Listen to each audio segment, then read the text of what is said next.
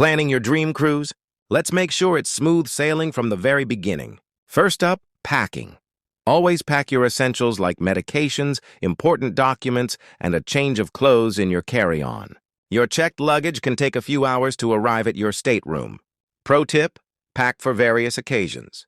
Casual day wear, swimwear, something for formal nights, and comfortable shoes for shore excursions.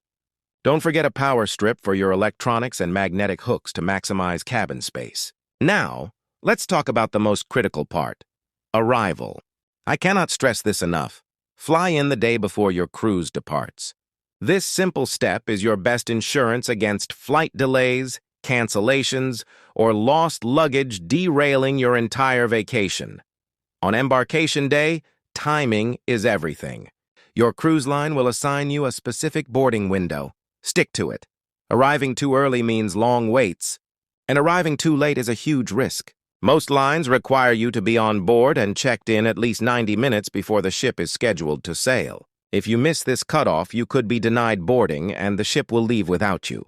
Feeling a bit overwhelmed by all these logistics? That's exactly why using a travel advisor is a game changer.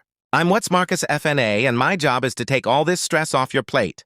When you book with me, you're not just getting a trip.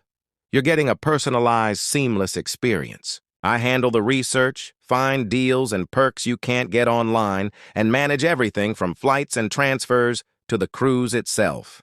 I'm your single point of contact for any questions or issues. Ready for a truly relaxing vacation where every detail is handled for you? Find me at WhatsMarcus FNA and let's book that adventure. Don't just book a cruise, book an experience.